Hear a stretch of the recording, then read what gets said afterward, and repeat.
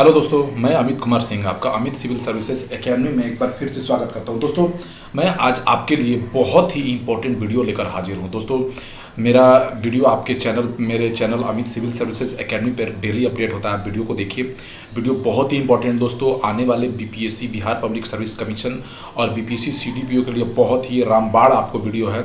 इससे पढ़ने से आपको बहुत फ़ायदा होगा। देखिए दोस्तों, आज मैं जो भी मुख्य योजनाएं हैं जो 2021, 2020 या जो पहले भी मुख्य रही हैं एग्ज़ामों के लिए, मैं उसका आज पीडीएफ आपके सामने लेकर हाजिर हूँ। आप वीडियो देखिए और इससे आपको बहुत ज़बरदस्त बेनिफिट मिलेगा दोस्तों वीडियो से। ठीक है दोस्तों, तो हम लोग चलते हैं वीडियो की तरफ। देखिए दोस्तों, पहला क्वेश्चन है दोस्तों, प्रधानमंत्री किसान सम्मान निधि योजना। ठीक है, पहला योजना जो है प्रधानमंत्री किसान सम्मान निधि योजना। देखिए दोस्तों, आप जानते हैं, हमेशा समाचारों में सुन भी रहे होंगे, जो चर्चा में रहा है, प्रधानमंत्री किसान सम्मान निधि योजना जो है हमारे प्रधानमंत्री नरेंद्र मोदी की एक महत्वाकांक्षी योजना है। इस योजना के तहत उन्होंने यह कहा था कि 2022 तक वो किसानों की आय को दोगुना कर देंगे। उसी कड़ी में इस योजना का शुभारंभ होता है। इस योजना का शुभारंभ 24 फरवरी 2019 को उत्तर प्रदेश से किया गया था। इस योजना के तहत 2 हेक्टेयर तक की जमीन वाले जो किसान हैं, छोटे सीमांत किसान हैं, उनको साल भर में 6,000 की राशि उपलब्ध कराई जाएगी। यानी 4 मंथ पे 2,000 रुपये, यानी 3 किस्तों में यह राशि उपलब्ध कराई जाएगी। ठीक है दोस्तों, और उत्तर प्रदेश इस योजना को लागू करने के लिए बहुत तेजी से इस योजना को लागू किया है। वहाँ पे ज़्यादा से ज़्यादा किसान इस योजना से सम्मिलित हुए हैं, इसलिए उसको अवार्ड भी मिला है इस योजना को लागू करने के लिए। 24 मार्च 2021 तक लगभग 10.75 करोड़ लाभार्थी इस योजना का लाभ उठा रहे हैं। देखिए दोस्तों, बहुत ही अच्छा यह पहल है प्रधानमंत्री नरेंद्र मोदी द्वारा, और इस योजना से किसानों को बहुत लाभ हो रहा है। किसानों के हाथों में रकम आएगी तो वो अपने खेती में अच्छा से अच्छा उर्वरक, अच्छा पानी की उनको कमी नहीं होगी। 6,000 रुपये उनके लिए बहुत ही लाभकारी हैं। ठीक है दोस्तों, ठीक है, तो ये रहा प्रधानमंत्री किसान सम्मान निधि योजना। साल भर में 6,000 रुपये, हर एक चार महीने पे उनको 2,000 रुपये की राशि उपलब्ध कराई जाए। डायरेक्ट उनको अकाउंट में यह राशि जाती है दोस्तों। ठीक है, रजिस्टर्ड करना होता है अपने आप को, और ये मिलता है दोस्तों। तो बहुत अच्छा बात है। लगभग 11 करोड़ मान पौने 11 करोड़ लाभार्थी इसका लाभ, और धीरे धीरे इनकी संख्या बढ़ ही रही है। ठीक है दोस्तों, तो किसान सम्मान निधि योजना ये हुआ। ठीक है दोस्तों, दूसरे योजना की तरफ हम लोग चलते हैं। दूसरा दोस्तों योजना है दीनदयाल उपाध्याय ग्रामीण कौशल योजना। देखिए दोस्तों, हमारे प्रधानमंत्री नरेंद्र मोदी की एक और भी महत्वाकांक्षा थी, और उन्होंने अपना सपने में इसको जोड़ा है कि वह चाहते हैं कि हमारे देश के युवा कौशल बने। हमारे देश के युवा मतलब उनको कुछ चीज़ों में कौशल हासिल हो, उनके पास अगर हाथों में कुशलता रहेगी तो वो कहीं ना कहीं अपना स्वरोजगार या किसी रोजगार में वो शामिल हो ही जाएंगे। तो इसी मिशन के तहत दीनदयाल उपाध्याय ग्रामीण कौशल योजना जो है उसी कड़ी में एक कदम है। इसके तहत ग्रामीण में जो निर्धन युवा हैं, जो बेरोजगार बैठे हुए हैं 15 से 35 वर्ष के आयु तक, उनके लिए ये योजना दीनदयाल उपाध्याय ग्रामीण कौशल योजना है। इसके तहत 15 से 35 वर्ष के निर्धन ग्रामीण जो बेरोजगार युवक जो गाँव में रहते हैं, उनको कुशल बनाकर स्वरोजगार या जो रोजगार उपलब्ध है उसके लायक बनाया जाएगा। ठीक है दोस्तों, यह योजना भारत के 27 राज्यों और 3 केंद्र शासित प्रदेशों में चलाई जा रही है। ठीक है दोस्तों, 15 से 35 वर्ष के निर्धन ग्रामीण युवाओं के लिए योजना है, और 25 दिसंबर 2014 से शुरू हुई थी। ठीक है दोस्तों, योजना का मुख्य उद्देश्य ग्रामीण गरीब परिवारों की आय में विविधता को लाना है, यानी उनको सशक्त बनाना है कि वह स्वरोजगार हासिल कर सके, उनको कुशल बना के स्वरोजगार देना है। इस परियोजना के तहत देखिए दोस्तों, अभी तक 10.10 लगभग 11 लाख, मान लीजिए 10.81 लाख उम्मीदवार को प्रशिक्षित कर दिया गया है, और 6.2 लाख लोगों को रोजगार भी दे दिया गया है। तो ये बहुत ही इंपॉर्टेंट योजना है। योजना का क्या नाम है दोस्तों? दीनदयाल उपाध्याय ग्रामीण कौशल योजना। ठीक है दोस्तों, ग्रामीण युवाओं को, जो निर्धन युवा है, जो कोई रोजगार नहीं हासिल है, उनके हाथ में कुशलता नहीं हो, तो उनको प्रशिक्षण देकर कुशल बनाया जाएगा और उनको रोजगार के लायक बनाया जाएगा। ठीक है दोस्तों, बहुत ही इंपॉर्टेंट क्वेश्चन। प्रधानमंत्री कौशल विकास योजना 3.0। देखिए दोस्तों, वो ग्रामीण कौशल विकास योजना था, और भारत सरकार का एक कौशल विकास योजना भी चल रहा है, जो शहरी ग्रामीण जो भी लोग हैं सबके लिए योजना है। प्रधानमंत्री ये योजना 15 जुलाई 2015 को प्रधानमंत्री कौशल विकास योजना 15 जुलाई 2015 को शुरू की गई थी। इस योजना का उद्देश्य 2022 तक 40 करोड़ युवाओं को कम अवधि में कौशल प्रशिक्षण प्रदान कर समाज में बेहतर आजीविका के साधन तथा सम्मान उपलब्ध कराना है। ठीक है दोस्तों, इस योजना का लक्ष्य है। ठीक है ना दोस्तों, प्रधानमंत्री कौशल विकास, वही फिर बात वही आ गई, लोगों को अगर लोगों को कौशल रहेगा, उनके हाथ में अगर कोई ना कोई तकनीक उनको आता रहेगा तो उनको आसानी से रोजगार मिल सकता है, चाहे वो खुद का स्वरोजगार कर सकते हैं। यह हमारे प्रधानमंत्री मोदी जी का लक्ष्य है। ठीक है दोस्तों, इसी कड़ी में इसी योजना का विस्तृत रूप है प्रधानमंत्री कौशल विकास योजना 3.0। इसके तहत जो कौशल विषय हैं, किस विषयों में, जैसे बहुत सारा कौशल विषय हो सकता है दोस्तों, इलेक्ट्रॉनिक्स क्षेत्र का, इलेक्ट्रिकल क्षेत्र का, मैकेनिकल क्षेत्र का, जो भी योजना जिस तरह कुशल, मोटर बनाने के संबंधी, ब्यूटी पार्लर संबंधी, बहुत सारी हर चीज़ों में कौशल बना के, तो इसमें 300 अधिक कौशल रोजगार पर पाठ्यक्रम और जोड़ दिए गए हैं कि ज़्यादा से ज़्यादा लोगों को और ज़्यादा से ज़्यादा सब्जेक्ट्स में वह कुशल बने। ठीक है दोस्तों, तो कौशल विकास योजना 3.0 लॉन्च की गई है। 1.0, 2.0 चल ही रहा है, 3.0 लॉन्च किया गया है। इसके तहत कुछ विषय जोड़े गए हैं जिसमें कुशलता प्राप्त कराया जा सके लोगों को। प्रधानमंत्री कौशल विकास योजना 3.0 के तहत 948 करोड़ रुपए की राशि दी गई है। ठीक है दोस्तों, और 2020-21 के अंतर्गत 8 लाख उम्मीदवारों को कौशल प्रशिक्षण प्रदान किया जा चुका है लगभग, समझ लिए कि ये प्रधानमंत्री कौशल विकास योजना के 3.02 के तहत 28 राज्य के 717 जिलों के 729 प्रधानमंत्री कौशल केंद्रों पर प्रशिक्षण दिया जाएगा। ठीक है दोस्तों, तो देखिए इसके तहत लगभग सभी राज्य कवर हैं और सभी जिलों को कवर करने का कोशिश किया गया है, और हर एक जिले में प्रधानमंत्री कौशल के प्रशिक्षण केंद्र लगभग खुले हैं, जहां पर लोगों को कुशल बनाया जा रहा है, उनको रोजगार परक शिक्षा दी जा रही है, और उस शिक्षा रोजगार परक पाठ्यक्रम में भी बढ़ोतरी की गई है। ठीक है दोस्तों, तो ये प्रधानमंत्री कौशल विकास योजना रहा है। ठीक है दोस्तों, देख लीजिए, बहुत ही इंपॉर्टेंट ये है, आपको इसको ध्यान दे लीजिए। ठीक है दोस्तों, आपको पीडीएफ भी मैं दे दूंगा, आप पहले आप वीडियो को समझिए और इसको ध्यान दीजिए। प्रधानमंत्री फसल बीमा योजना, देखिए दोस्तों, आप जानते हैं हमारा देश जो किसान का देश है, लगभग 70% जनसंख्या भारत की अभी भी किसान खेती में संलग्न है, और किसानों की हालत हमारे देश में सही नहीं है। बहुत सारे किसान आत्महत्या कर लेते हैं, तो उनकी फसल बर्बाद होती है, वो पैसा नहीं चुका पाते हैं। तो इसी कड़ी में हमारे पीएम मोदी ने एक योजना बनाई जो जनवरी 2016 से शुरू की गई। इस योजना के तहत खेत में अगर कोई भी किसान फसल रोपेगा तो उस फसल का अगर वो बीमा करा ले, जैसे मान लीजिए 10,000 का कोई फसल 10,000 का, तो 10,000 का 2% राशि उसको देना है बीमा के तौर पर, तो उसको उसके फसल की पूर्ण राशि मिल जाएगी। ठीक है दोस्तों, प्रधानमंत्री फसल बीमा योजना का यही लक्ष्य है। ठीक है दोस्तों, तो प्रधानमंत्री फसल बीमा योजना किसानों की फसल खराब होने पर एक व्यापक बीमा कवर प्रदान करती है। ठीक है दोस्तों, देखिए, खरीफ फसल पर जो निर्धारित, मान लीजिए 10,000 का बीमा है तो 2% मात्र 200 रुपए देने हैं उसको। 200 रुपए देने से ही उसकी बीमा हो जाएगी, और उसको अगर उसका फसल खराब होता है तो उसको पूर्ण राशि लौटा दी जाएगी, उसको पूर्ण 10,000 रुपए उसको मिलेंगे। तो ये बहुत ही अच्छा योजना है दोस्तों, ध्यान रखिए उस योजना को। ठीक है, नकदी फसल है तो 5% आपको बीमा का देना पड़ेगा। प्रधानमंत्री फसल बीमा योजना 2.02 के तहत, वो ये 1.0 2016 में शुरू की गई थी, और 2.0 के तहत 2020 की खरीफ फसल से सभी किसानों के लिए बीमा का नामांकन अनिवार्य कर दिया गया है। ठीक है दोस्तों, कहने का मतलब है कि अब कोई किसान बिना बीमा कराए नहीं रहेगा, उनको बीमा कराना ही है अपने फसलों का। ठीक है ना, ये। और 2019-20 में रबी फसल को राजस्थान में टिड्डी दल ने खत्म कर दिया। आप टिड्डियों के बारे में सुने होंगे, फसलों को खा जाती है, पूरा बिगहे फसलें खा जाती है सब। तो उस फसल को क्या है, फसल को बचाने के लिए देखिए इसका फायदा भी मिला है। राजस्थान में टिड्डी दल ने फसल को बर्बाद किया तो वहाँ पे किसानों को 30 करोड़ राशि प्रदान की गई। बोलिए, अगर वो नहीं मिलता तो बहुत सारे किसान आत्महत्या कर लेते हैं, किसान बर्बाद हो जाते हैं। किसान का इसी तरह गरीब होता है, बेचारे गरीब होते हैं, तो उनको इस फसल बीमा योजना से बहुत लाभ मिल रहा है, और यह लाभकारी योजना भी है किसानों के लिए। कोई किसान आत्महत्या न करे, मैं भी ये दुआ करता हूँ, और यही हमारे नरेंद्र मोदी जी की भी, हमारे प्रधानमंत्री की भी यही योजना है। ठीक है दोस्तों, आगे चलते हैं। सघन मिशन इंद्रधनुष, देखिए दोस्तों, मिशन इंद्रधनुष जो योजना है यह टीकाकरण से संबंधित है। देश में जो महिलाएं और बच्चे, बहुत सारी महिलाएं बच्चा जन्म देने के पश्चात वो डेथ कर जाती हैं, और बहुत सारे बच्चे जन्म लेते ही डेथ कर जाते हैं, चाहे बाद में अगर उनका टीकाकरण नहीं किया जाए तो उनको यक्ष्मा, टीबी, निमोनिया जैसी बीमारियां हो जाती है। तो टीकाकरण बच्चों में होना बहुत जरूरी है। टीकाकरण बच्चों को बहुत सारे रोगों से प्रतिरक्षा प्रदान करता है, बच्चे बच सकते हैं। तो देखिए, इसी कड़ी में दोस्तों सघन मिशन जो इंद्रधनुष योजना का एक हाइब्रिड वर्जन 3.0 लॉन्च किया गया है। इस मिशन का उद्देश्य कोरोना के दौरान नियमित टीकाकरण से वंचित गर्भवती महिलाओं तथा बच्चों का टीकाकरण करना। ठीक है, देश में पहली बार अगर सार्वजनिक टीकाकरण शुरू हुआ था 1978 में। कब शुरू हुआ था दोस्तों?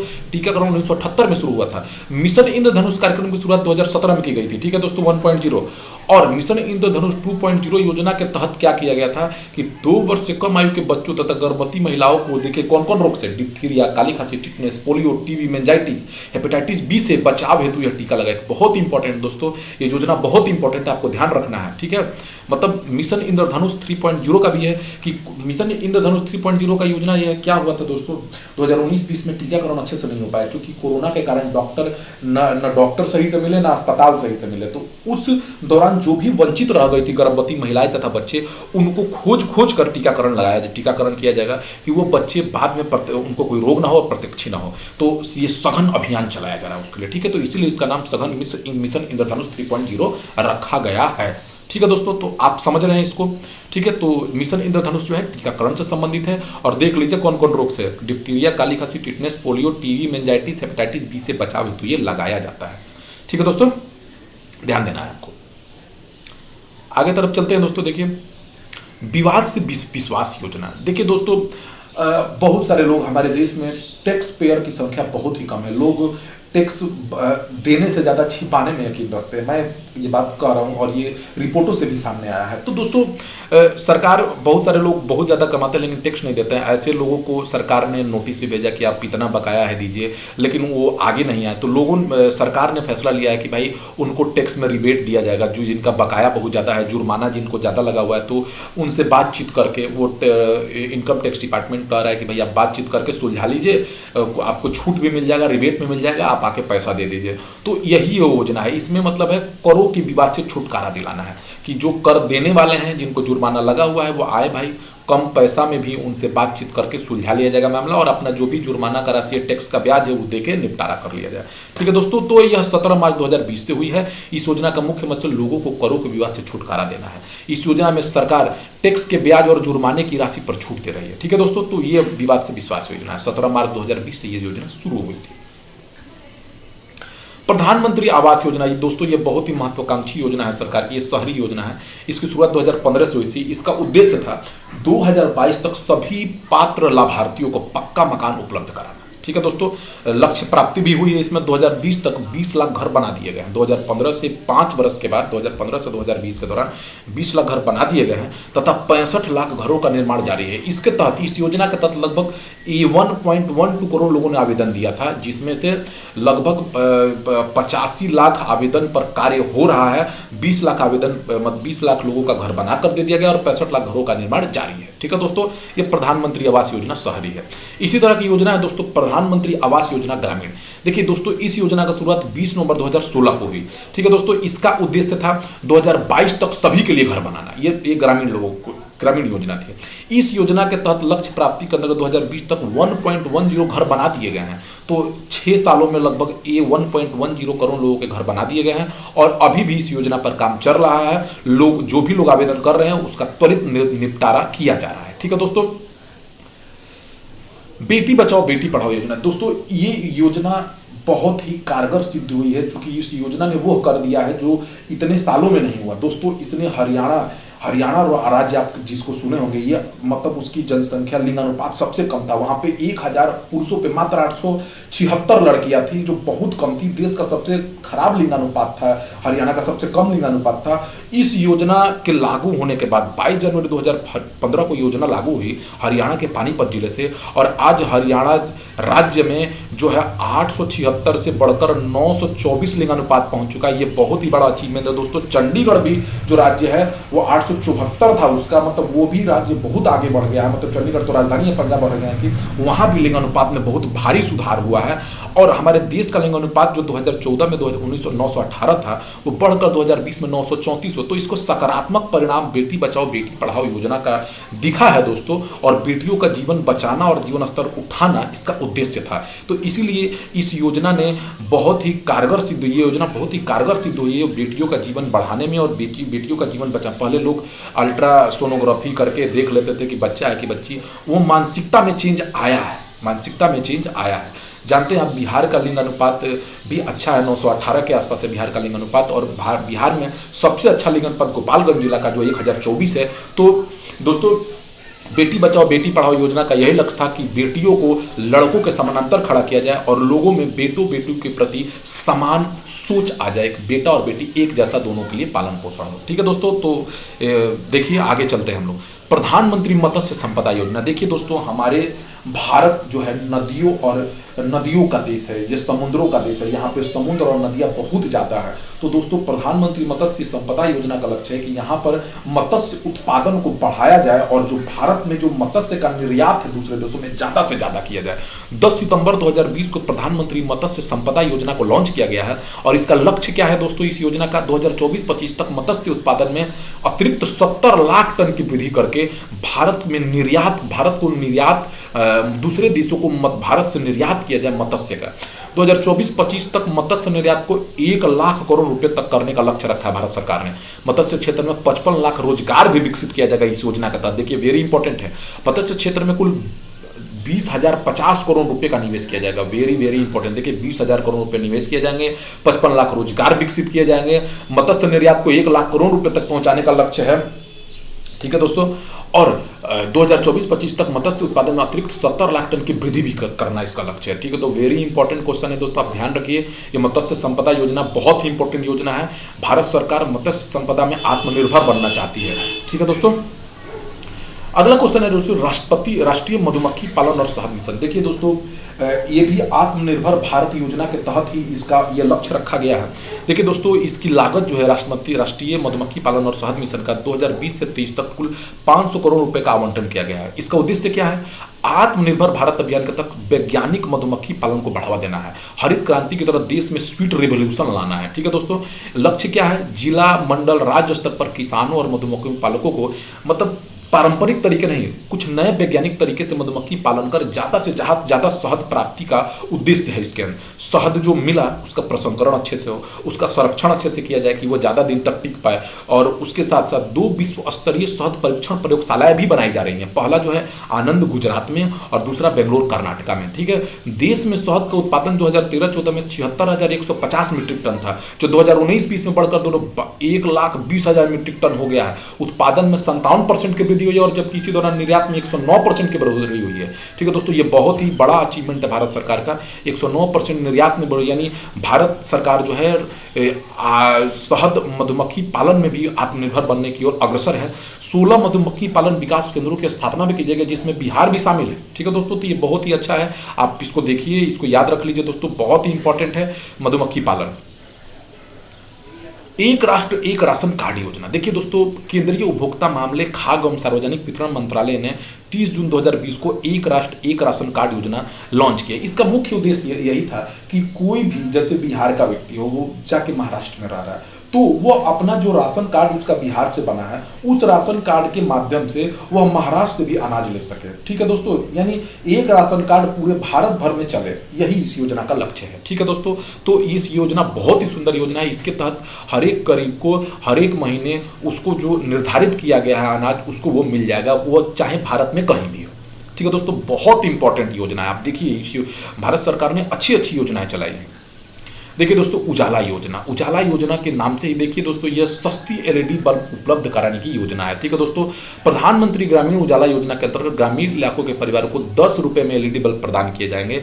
इस योजना के तहत जो है ना एनर्जी इफिशियंसी को भी बढ़ाना, यानी कहने का मतलब है कि ऊर्जा का बचत भी करना इस योजना का बहुत लक्ष्य है। ठीक है दोस्तों, इस योजना को सबसे पहले जो मंत्री थे आरकेएम सिंह मंत्री, वो आरा से लॉन्च किए थे।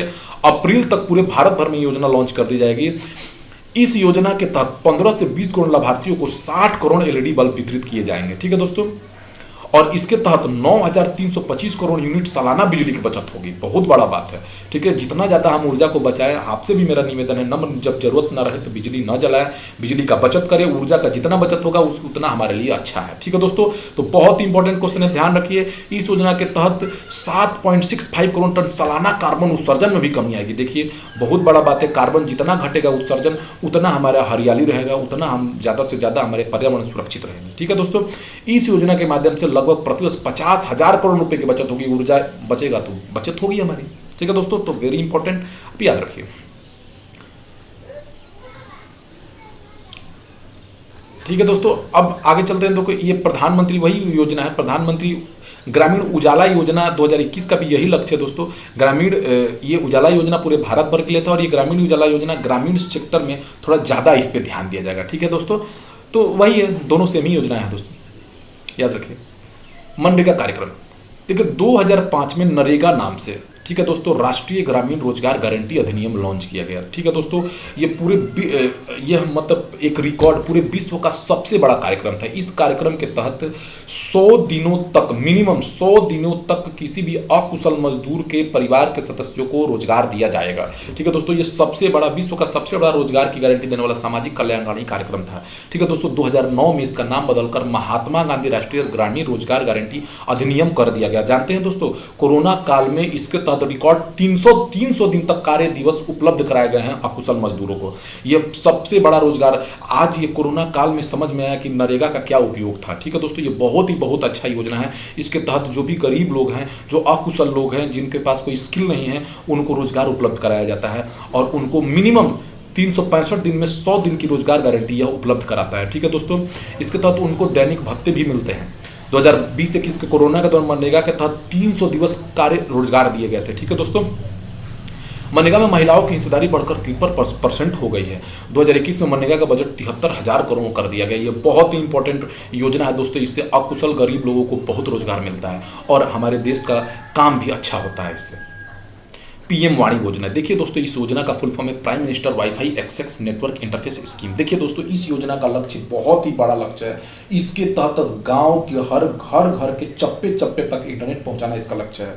दोस्तों, गांव में छोटे दुकानदारों के माध्यम से, जो वो उनको मतलब वाईफाई देने वाला उनको बनाया जाएगा, छोटे दुकानदारों के माध्यम से पूरे गांव तक वाईफाई को पहुंचाया जाएगा। ठीक है दोस्तों, छोटे डाटा सेंटर बनाए जाएंगे, इसके लिए कुछ दुकानों को चुना जाएगा जो वहाँ पे वाईफाई सेंटर लगाए जाएंगे, और वो वाईफाई के चलते सारे लोग कुछ पैसे देके वाईफाई अपना यूज कर सकते हैं। तो दोस्तों, ये बहुत बड़ी योजना है।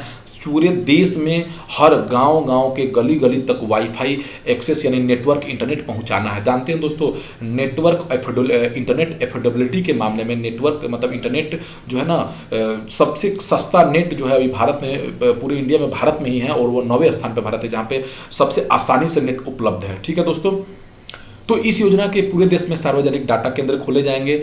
9 दिसंबर 2020 को केंद्रीय मंत्रिमंडल द्वारा इसको मंजूरी दी गई थी। यह पीएम वाणी योजना के माध्यम से निरंतर इंटरनेट कनेक्टिविटी सुनिश्चित किया जाएगा। सार्वजनिक डेटा कार्यालय खोलने के लिए सभी प्रदाताओं को दूरसंचार विभाग के साथ पंजीकृत होना अनिवार्य है। ठीक है दोस्तों, तो ये मेन इसका है, सार्वजनिक स्थानों पर वाईफाई की सुविधा उपलब्ध कराना पीएम वाणी योजना का लक्ष्य है। इसके तहत गाँव के चप्पे तक इंटरनेट पहुंचाया जाएगा।